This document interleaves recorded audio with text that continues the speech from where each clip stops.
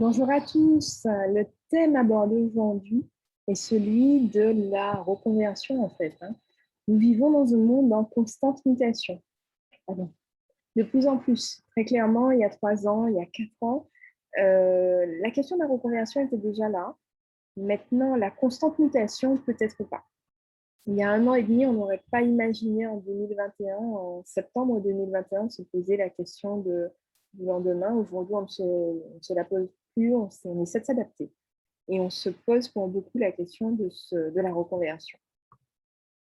Alors, le premier élément que je souhaite partager avec vous est celui-là. Vous n'êtes pas seul, vous êtes même nombreux à vous poser ces questions. Une étude qui a été menée par Cadre Emploi en mars 2021, donc il n'y a pas si longtemps, montre que 83% des cadres interrogés sont dans la même situation que vous. Ils se posent les mêmes questions et ils pensent à changer de métier. Il y avait quand même 1803 personnes à répondre à cette question de la reconversion. Et 83% de ces 1800 personnes sont prêtes à changer de métier aujourd'hui. Alors, pourquoi vouloir changer? Évidemment, le télétravail, dans lequel on a tous plongé il y a 1 an et demi, nous a poussé à nous poser plein de questions. On s'est retrouvés en situation de ne plus avoir de frontières entre la vie professionnelle, la vie personnelle, à devoir tout mener de front, sa vie de famille, sa vie ses enjeux professionnels. Il n'y a plus de frontières, il n'y a plus de cadre. On n'a plus, pour les mamans, ce moment où on travaille et puis on arrête et puis on prend maintenant celui de maman à la maison. Tout doit se faire en même temps et plus encore aujourd'hui en Guadeloupe ou en Martinique, nous sommes soumis à la question du travail scolaire en parallèle de nos activités professionnelles et de la gestion de nos foyers. Alors, il faut savoir que ces questions de changement, cette volonté de reconversion touche tout le monde, des seniors comme des juniors. Les 83% dont on parlait tout à l'heure ont en moyenne 45 ans. Ce sont des personnes qui sont a priori cadres, donc dans des emplois stables, qui a priori ne se posent pas de questions en termes d'équilibre financier, mais qui pour autant se posent les mêmes questions que d'autres, euh, en équilibre plus ou moins précaire, changer de métier. Pourquoi on change de poste?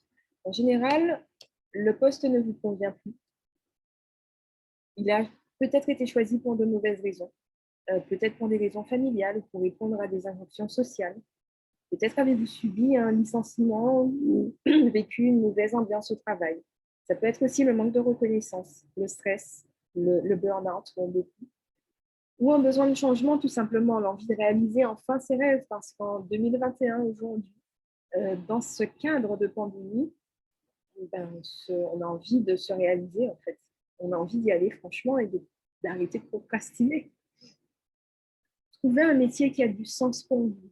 Alors, pas du sens dans la logistique ou dans l'intelligence du mécanisme. Trouver du sens pour vous par rapport à vos valeurs, à vos intérêts, à vos motivations. Et puis enfin, trouver cet équilibre entre votre vie personnelle et votre vie professionnelle. Sans compter, bien entendu, le contexte actuel qui est propice à une remise en question sur l'organisation de votre travail, de votre activité professionnelle avec votre vie privée. En général, cadre général, la reconversion se déroule en 8 étapes. La première, c'est faire le point. Alors, je l'ai vécu moi-même, très clairement, on fait le point, on se pose 10 000 questions. On fait le pour et le contre.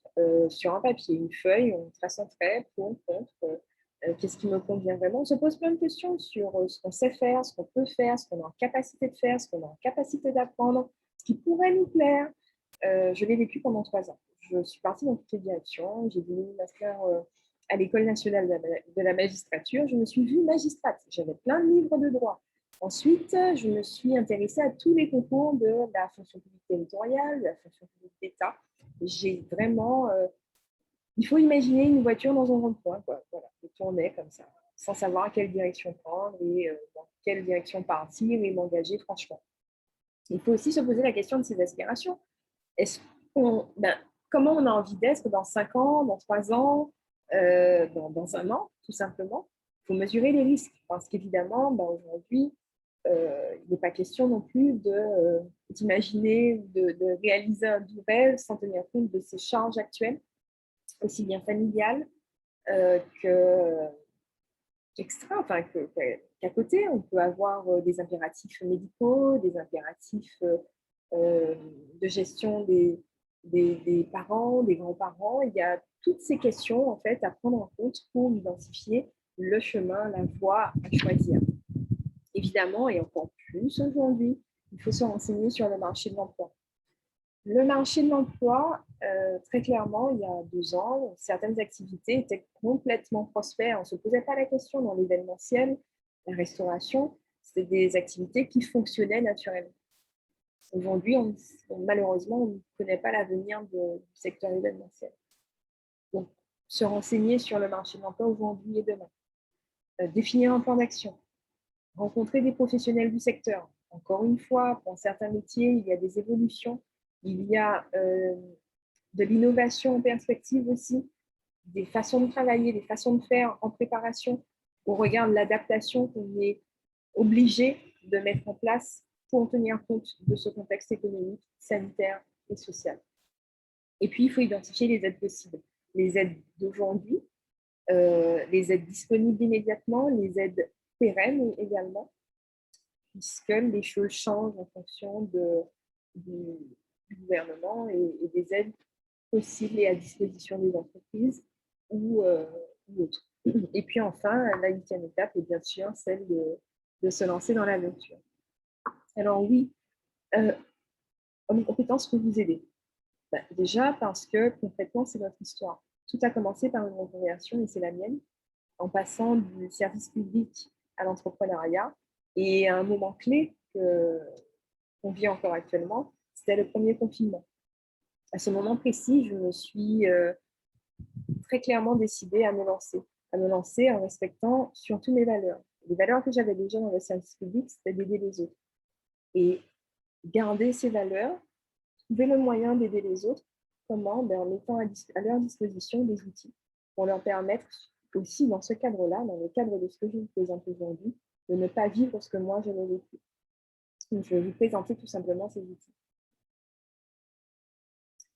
Alors, on a une vision, c'est celle d'aider à réussir. Comment? Ben, en faisant du travail un élément global du bien-être. En fait. La petite lanterne en fait, sur le chemin, pour moi, ça a été cette citation de Confucius.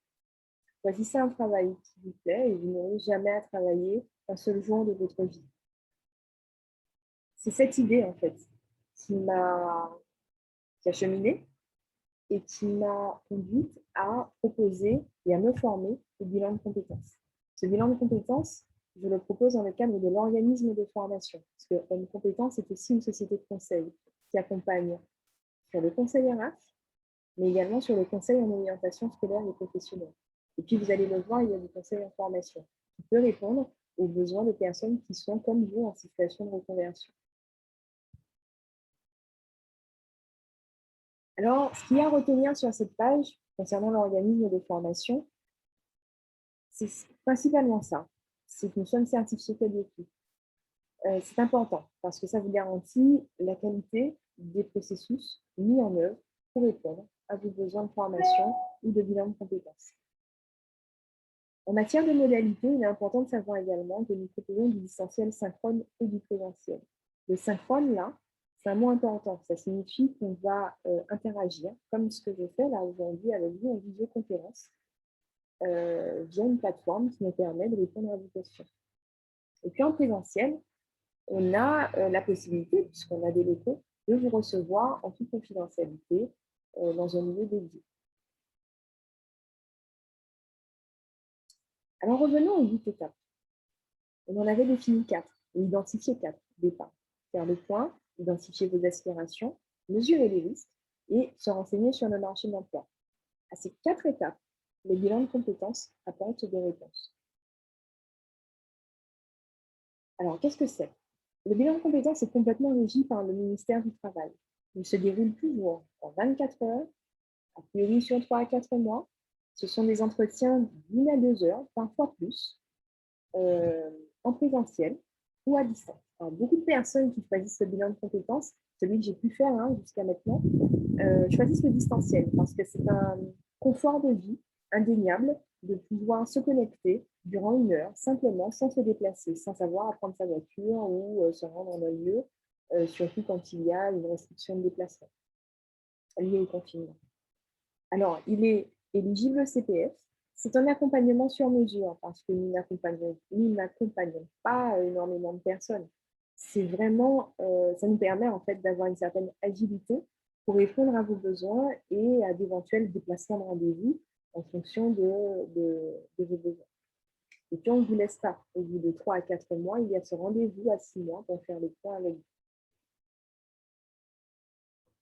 Le bilan de compétences vous permet d'analyser vos compétences professionnelles et personnelles. Alors, le mot personnel ici est particulièrement important parce que beaucoup de personnes se disent qu'il s'agit simplement de faire le point sur ce que vous avez fait au travail. Non. Pour beaucoup, il y a, à côté du travail, un cadre associatif. Il y a ce cadre qui vous permet, par exemple, d'exprimer vos talents de community manager en remplissant la page Facebook de votre association ou en la tenant à jour, en répondant aux questions. C'est sympathique et bien souvent, vous n'y trouvez pas un intérêt professionnel. Pourtant, il peut être question pour vous de vous reconvertir en vous formant, bien entendu, parce qu'il s'agit d'un véritable métier, à ces nouvelles compétences pour approfondir ce passe-temps que vous aviez dans le cadre associatif. On fait le point aussi sur vos aptitudes, vos motivations, vos intérêts, vos impératifs personnels. Et puis, on définit ensemble un projet professionnel ou alors de formation. Le prix. Le bilan de compétences qu'on propose est à 1 500 € en taxes. Nous ne collectons pas la TVA. En moyenne, un bilan de compétences coûte entre 1 500 et 3 000 €. En moyenne, 2 000 €. Chez nous, il est à 1 500. Il est à distance ou en présentiel et complètement éligible au CPF, sans reste à charge, bien entendu, en fonction de ce que vous avez à disposition. Alors, ce qu'il faut savoir également, c'est que le financement du bilan de compétences n'est pas uniquement lié à vous. Vous pouvez, dans le cadre de l'entreprise qui vous embauche, solliciter le financement du bilan de compétences. C'est possible dans le cadre du plan de développement des compétences. Ici, vous avez la fiche qui est disponible sur le site internet www.ohm-pluriel.fr qui vous donne tout le détail en fait de ce moment partagé. Alors, ce qui est important que je n'ai pas encore eu l'occasion de vous dire, c'est également le bilan de compétences est également régi par le code pénal, c'est-à-dire qu'il y a pour moi un devoir de confidentialité, une obligation. Je n'ai pas le droit de communiquer, discuter, échanger, partager les informations que vous allez me confier. Elles seront même détruites à l'issue du bilan de compétences. Donc, vous êtes dans un cadre sécurisé, sécurisant également, pour échanger, parler, raconter vos vies professionnelles ou vies extra-professionnelles, et puis là, déterminer en fonction de vos aspirations, de vos valeurs, de vos motivations, ce qui vous plaît vraiment et ce vers quoi vous souhaitez vous tourner. Il n'y a pas d'enjeu, de crainte, de risque à faire un bilan de compétences, si ce n'est l'engagement, le temps, la sincérité que vous allez avoir vis-à-vis de moi et vis-à-vis surtout de vous. Alors, on en avait parlé, il y a 8 étapes dans ce chemin de la reconversion. Et pour les 4 autres, on a vu pour les 4 premières, là on voit les 4 dernières, donc le plan d'action, rencontrer les professionnels, identifier les aides possibles et se lancer. Nous proposons des parcours de formation pour les créateurs d'entreprise et le conseil en formation. Alors, la distinction entre les deux. En fait, à l'issue d'un bilan de compétences, il y a souvent 2 options. La première, c'est que vous restez dans le salariat. Vous souhaitez changer de métier ou évoluer au sein de votre structure initiale. Là, en général, une formation est la bienvenue. C'est le moyen de faire évoluer votre CV, de pouvoir prétendre à un poste supérieur ou différent. c'est aussi le moyen d'apprendre un nouveau métier. Donc ça, je vais vous le présenter tout à l'heure. Et puis, deuxième cas, celui des personnes qui souhaitent créer une entreprise. Alors, il y a des gens qui créent leur propre emploi, tout simplement, parce que c'est la solution, la réponse en fait à leurs aspirations personnelles. Et dans ce cadre, on propose donc des formations. Passons aux formations. Alors, la Homme Compétence propose à partir du mois d'octobre 2021 le parcours des créateurs d'entreprise. C'est un beau parcours de 5 mois composé de modules qui sont dissociables, que vous pouvez suivre suivant vos besoins, à votre rythme, comme vous le souhaitez. On démarre en octobre par le module 1, et puis après, s'enchaînent différents modules, sachant que vous pouvez vous inscrire en novembre, en décembre, en janvier, en février au module 1. Il sera présenté chaque mois. Il y a 4 modules au total. Alors, en plus, et pour des personnes qui ont déjà une expérience dans l'entrepreneuriat et qui souhaitent se relancer, nous proposons des formations différentes qui sont menées par des experts en droit, en comptabilité, en fiscalité des départements d'outre-mer, mais aussi en communication digitale. Ces formations auront lieu en présentiel ou à distance, c'est toujours le même principe, et seront également éligibles au CPF. Alors, le parcours des créateurs est un parcours individualisé. Je vous l'ai dit, il y a 4 modules dissociables que vous pouvez choisir en fonction de vos besoins et à votre rythme. Des cours en visioconférence menés par une experte dans l'accompagnement des créateurs d'entreprise. Du contenu en auto-formation disponible sur notre plateforme Moodle pour vous permettre d'approfondir certaines notions, d'aller un peu plus au fond des choses, suivant à votre rythme, comme vous le souhaitez, quand vous le souhaitez. Et c'est important, du consulting individuel. Vous êtes là face à face avec l'experte, avec la consultante sur votre propre projet. Et vous allez creuser un peu, aller au fond des choses avec elle. Et puis, il y a bien sûr la possibilité de choisir. Vous pouvez acheter les modules et les suivre à votre rythme, ou suivre 1, 2, pas plus. Ou alors, vous pouvez décider de tout suivre. Et c'est le parcours complet pour lequel nous avons proposé un tarif plus intéressant que la somme des 4 modules. Alors, le prix des modules.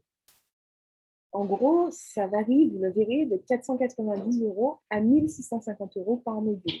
Le prix du parcours complet est de 2 800 € au lieu de 3 120, ce qui serait la somme de ces 4 modules pris séparément.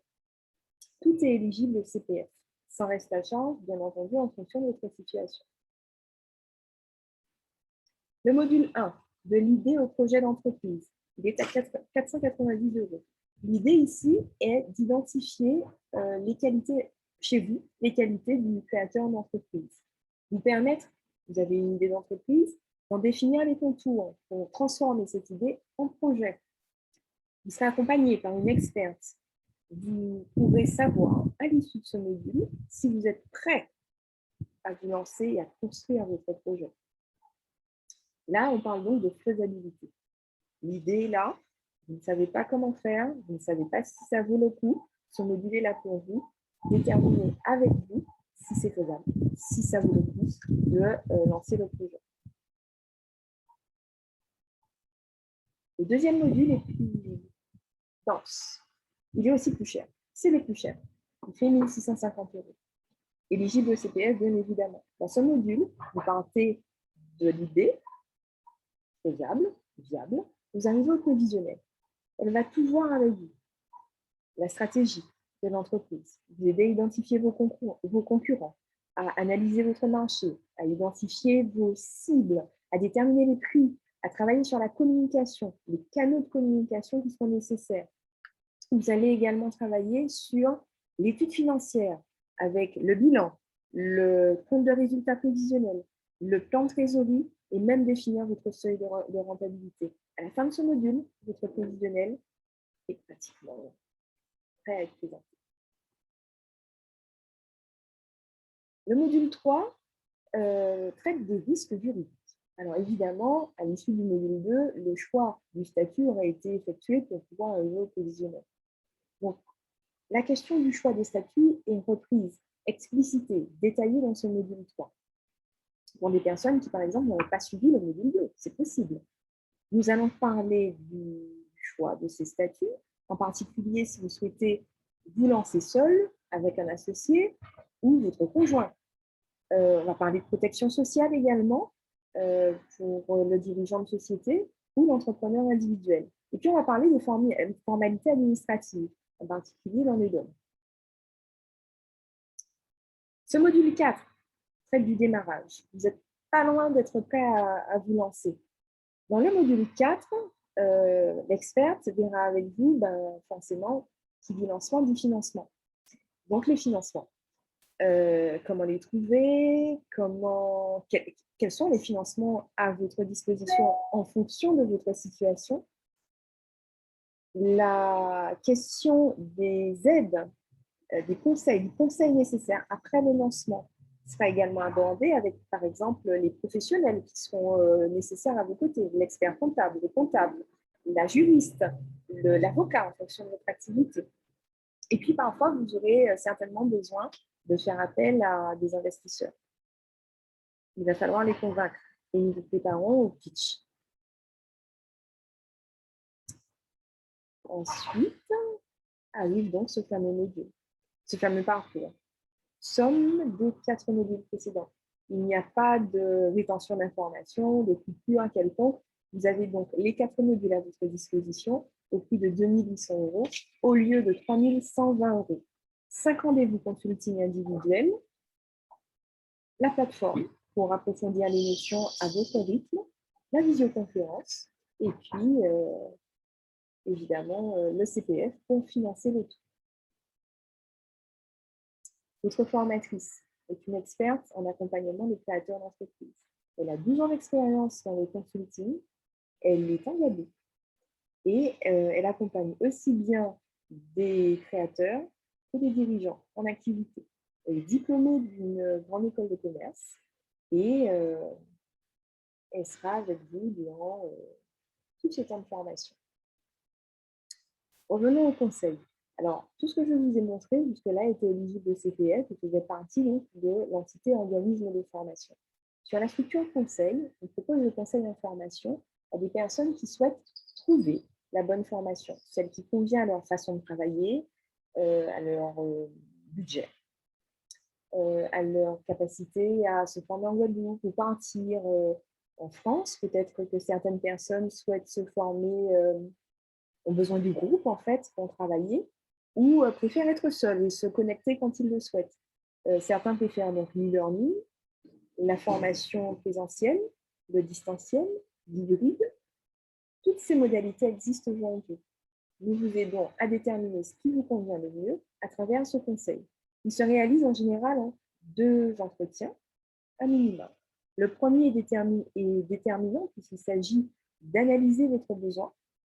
Analyser votre besoin, je vous pose un certain nombre de questions. J'identifie également votre objectif et aussi l'adéquation entre votre objectif de formation, votre formation, celle que vous souhaitez suivre, et votre objectif professionnel. Une fois cela fait, je me mets au travail. Et à l'issue de ça, un deuxième rendez-vous est organisé pour vous présenter votre catalogue. Alors, le catalogue est un grand document qui vous appartient complètement. Sur ce document, vous aurez, en fonction de votre objectif, toutes les formations, tous les organismes de formation en Guadeloupe, en tout cas le maximum, en Guadeloupe et au national qui proposent votre formation dans votre budget, suivant votre façon de travailler, pour un coût de 206 €. C'est possible. Alors, petite mise au point quand même, je vous explique un peu le concept de la formation en visioconférence. Il y a le respect des horaires. C'est un peu une obligation parce que ce sont des rendez-vous dans un timing défini. Arriver en retard, c'est prendre le risque de ne pas être vu, donc de ne pas être admis dans la visioconférence. Et puis, il y a toujours ce risque de la mise à jour du système. Donc, vous connectez 5 à 10 minutes avant vous permettre de vous assurer que tout fonctionne bien. Et puis, vous rentrez tranquillement en salle numérique avec les autres participants.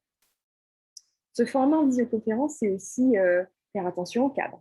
Regardez ce que vous avez derrière vous parce que vous voyez, hein, ceux qui sont en formation avec vous, ils vous voient également. Donc, la posture, la présentation, le cadre sont importants. L'émargement et puis l'accompagnement technique qu'on vous assure. Le suivi et l'évaluation, chez nous, commence avant la formation, avec l'envoi de l'ensemble des documents, à savoir le projet de formation détaillé, la fiche technique, le devis éventuellement, un échange téléphonique pour faire connaissance et puis analyser votre besoin, savoir si nous pouvons y répondre. Durant la formation, vous avez des documents tels que le livret de stagiaires, de bénéficiaires, des documents d'émargement s'il s'agit d'une formation professionnelle. Et à l'issue de la formation, dès la fin, vous aurez votre attestation de fin de formation et pour les bénéficiaires du bilan de compétences, la synthèse obligatoire. Après la formation, nous évaluons à vos côtés la qualité du travail que nous avons fourni à travers cette évaluation à chaud. Et puis, un peu plus tard, nous gardons le contact pour savoir si vous êtes satisfait, toujours satisfait et sur les bons rails pour accéder à vos projets.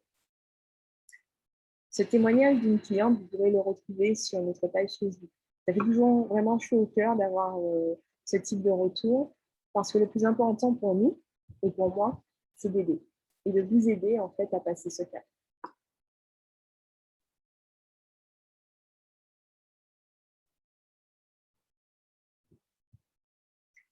Si vous souhaitez vous inscrire, quel que soit le jour, pas d'hésitation. Il suffit de nous contacter par téléphone, par mail. Voilà. Pour certaines formations, toutes celles que je vous ai présentées qui sont éligibles au CPF, il y a la plateforme gouvernementale avec le nom des formations que vous pourrez retrouver sur notre site internet, ici. Et n'hésitez pas, consultez le site, contactez-nous. Le contact téléphonique, c'est toujours un plaisir en fait d'échanger avec vous sur ces thématiques et de répondre à vos questions. Merci beaucoup.